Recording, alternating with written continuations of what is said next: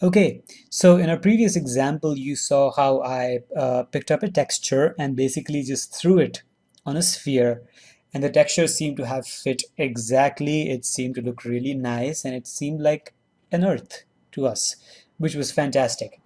In most cases, textures will not fit exactly the way you want them to fit, in which case you have to make sure the texture is actually wrapped around the object correctly. This wrapping of object, or the wrapping of texture, I mean, around the object is called as UV mapping. Okay, UVs are basically points that coincide with the vertices of the objects that actually help facilitate this process of texture wrapping. We are going to refer to that process of texture wrapping now as UV mapping. There are two different ways of UV mapping. I know that the concept of UVs is still pretty vague, and we are going to understand these UVs more as we go through today's lectures. But there are basically two different ways of manipulating UVs, two different broadly classified ways. There is an automatic UV generation, and there is a manual UV tweak. So we'll start out with the automatic process. Let's uh, assume that I have a model for a crate sitting right in front of me, and I've picked up a texture. So here's a texture I really like. So I'm going to save this image in my source images of this new project that I've created. Remember, always create projects when you guys are working with textures. So inside of this source images, and I'm not going to call it D565 blah blah blue blue. I'm going to call it TEX underscore crate color.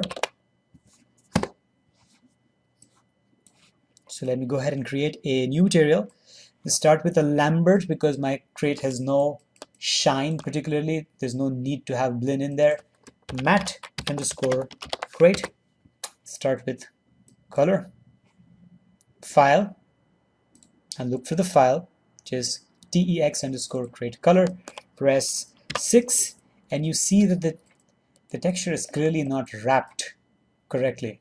This is not how I wanted my texture wrapped around my box. So what I'm going to have to do is sort of manually fix this texture. I'm going to start by selecting one face. Let's start this face right here.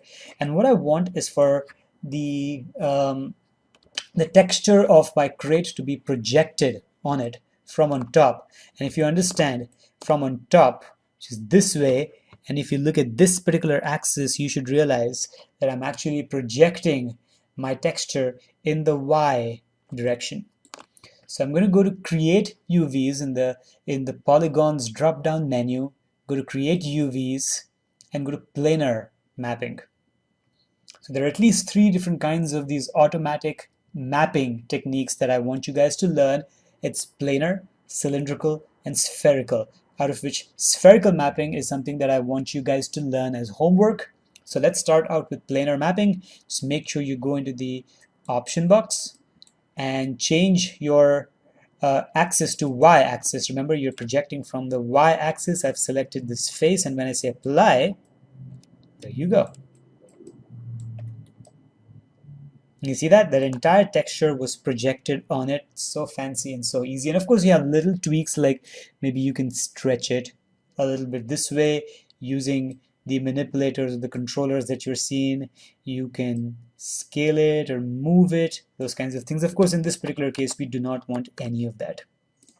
Okay, so that was face number one. Let's go ahead and do the face in the bottom as well. Same. I'm going to be projecting it in the Y-axis. Just project it, and there it is. Just fantastic.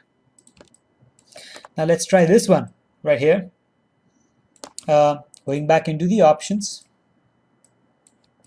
If I was to do this face, I need to project the texture from the Z-axis. Can you see that? I cannot project it from the Y-axis because oh, that's bizarre. Oh, that's because I've set it to best plane. That's right. I reset it. It's normally set to bounding box. If I was to set it to Y-axis and say project or apply, you get this sort of stretched sort of a view of the texture. And that's because we don't want it to be projected from the Y-axis. In this particular case, we want it to be projected from the Z-axis apply, and there it is. If you feel like you want to rotate that, you can click on this little red crosshair. Can you see that? Click on it once, click on this once, and just rotate it. Like that. Okay, let's do this side right here. Apply. This one, I need to change the axis again to X. Apply. This one, say X and apply. And of course, now you guys know how you can go in there and sort of rotate these little bars as well if you had to do that. So maybe this one, let's say Z, apply, click, and I'm going to rotate this to 90 degrees. Actually, it needs to be like this, so this is good. This needs to be certainly rotated.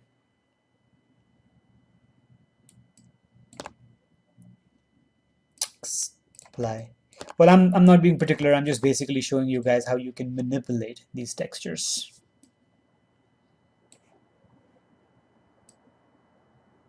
Something like that. Z again.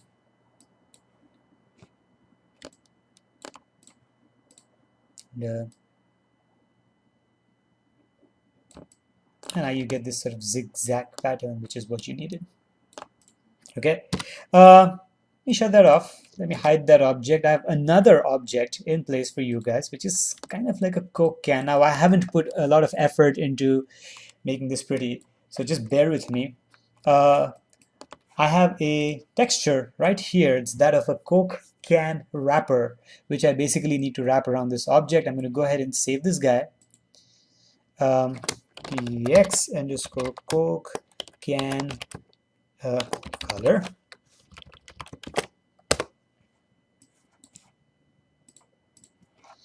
All right, back in here again. So I'm going to start out by selecting the faces.